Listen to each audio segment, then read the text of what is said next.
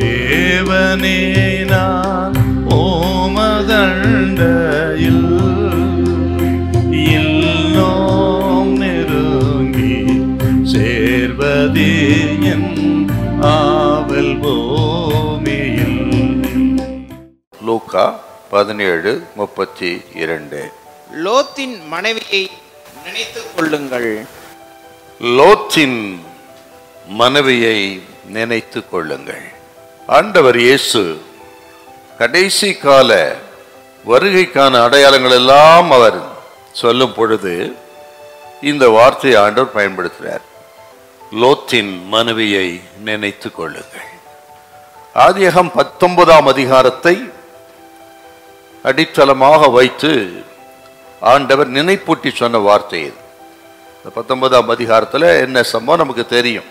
சோதம் கொமாராவின் அக்கனமும் பெரிதாக இருந்ததுனால அந்த பட்டணங்களை கவிழ்த்து போடும்படியாக பரலோகத்திலிருந்து 2 தூதர்கள் வந்தார்கள்.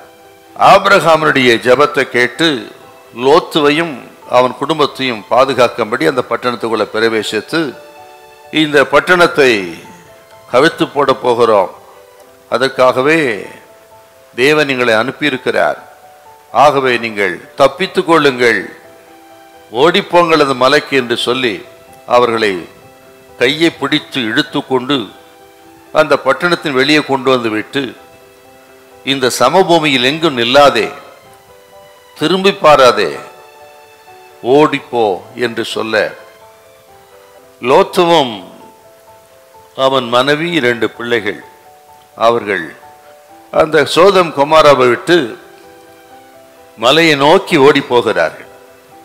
திரும்பி பாராதே, பின்னிட்டு பாராதே என்கிற இந்த பிரதான கட்டளையை லோத்துவின் மனைவி அவள் அதை மதிக்கல, மீறிட்டா.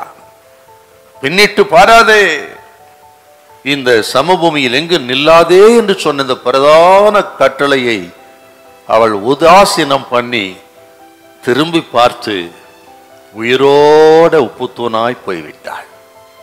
இன்னொரு விஷயம் என்னன்னா, இவள் அழிவிலிருந்து தப்பு வைக்கும்படியா தூதர்களாலே கைப்பிடித்து இழுத்து கொண்டு போய் சோதம் குமார பட்டணத்தை விட்டு வெளியே கொண்டு வந்து விடப்பட்டவள்.